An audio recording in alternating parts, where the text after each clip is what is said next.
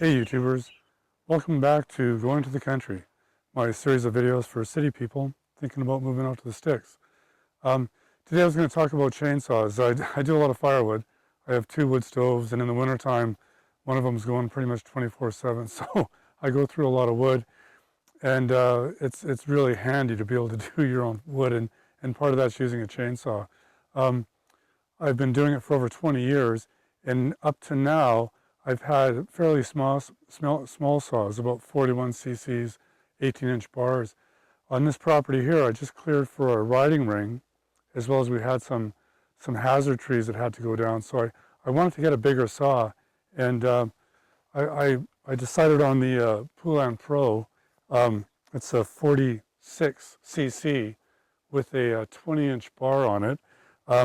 My first saw was the Poulon, and I had that for about 10 years. And I really abused it, and it was fine. It seemed to be okay. If I was a professional doing this every day, I'd probably go and spend the big bucks. That's why I got the Poulon. It was quite a bit cheaper. When I was first looking at saws, the high-end models, the pro saws, for this size were pretty much over 600 bucks. So that was a bit steep for me right now. But if I was doing it as a professional every day, I'd probably, that's the way to go. You want to get the best gear you can. But for a weekend warrior, I don't do this every day.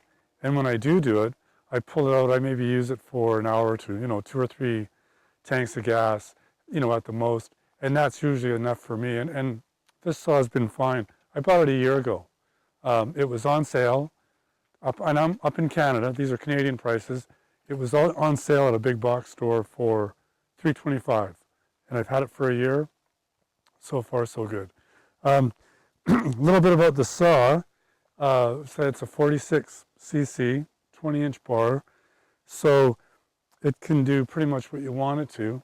But there is a knock on these saws. If you go on the internet and you start searching forums, you'll find this right away. They came up with this Mickey Mouse way of tightening the bar, which I don't know why they did it.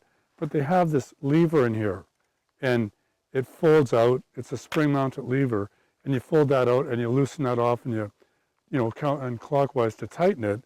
And I mean, it's a really rinky-dink idea. Normally on a saw, they would have 2 nuts on the face. You loosen those off, and there would be a slot head, screw head thing, and that's how you tighten your chain, and then you tighten it back up. I mean, I never had a problem doing that. I've been doing that for 20 years, but some I don't know, designer came up with this thinking it would be a good idea. So with this one, that's how you loosen it. And then there's this little plastic knob here. And that's how you tighten your bar. That's how you tighten your chain. I don't know. It's a bad idea. If you go on YouTube, you'll hear guys talking about these, or on the internet, on forums. You can actually buy a replacement plate with the chain brake, and that replaces this. One guy even had a hack where he drilled out this hole.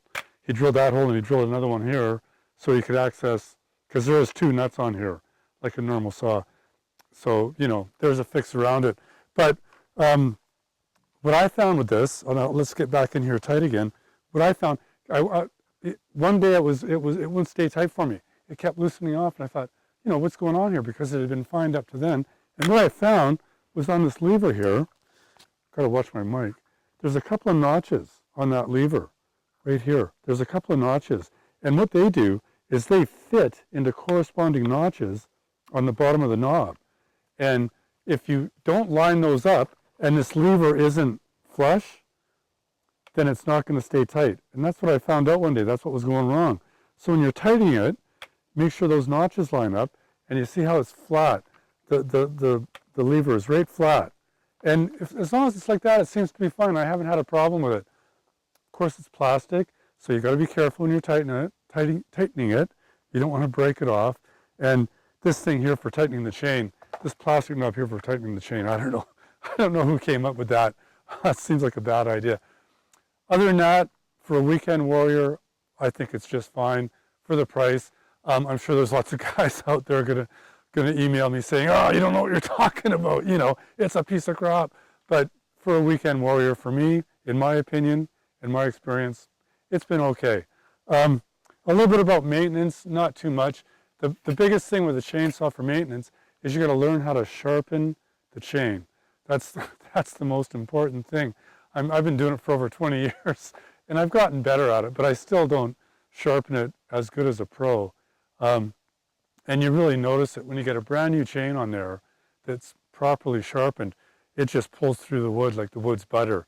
I mean, it's a lot easier on your saw, on the motor, and your saw is not working as hard, and it's a lot easier on the body too, because the saw and the chain basically just do the work for you. So learn how to sharpen it, and you need to sharpen it pretty regular. I think probably every 2 or 3 tanks of gas. You know, take a few minutes, you know, and learn how to sharpen it, and file the rakers. You'll find out what that is on the internet somewhere. I don't have to get into great detail about sharpening it. I'm sure you'll also find guys on YouTube that really know what they're doing, that can show you, that can give you some tips on how to sharpen it. I just know it's really important to have it sharp. The other simple maintenance thing that you want to be aware of with a saw is if it starts to run rough, if it won't idle, if it keeps stalling out on you, chances are you need to clean the filter, the air filter, right behind the carburetor. Take the cover off and clean the filter. You know, you get something to catch the gas and just pour some gas through it. And that usually does the trick. And 9 times out of 10, that's what you need to do, is just clean the filter before you take it into the shop and spend money on it. So I think that's about all I wanted to say. The Poulon Pro 46cc 20-inch bar. Model number on this saw is 4620.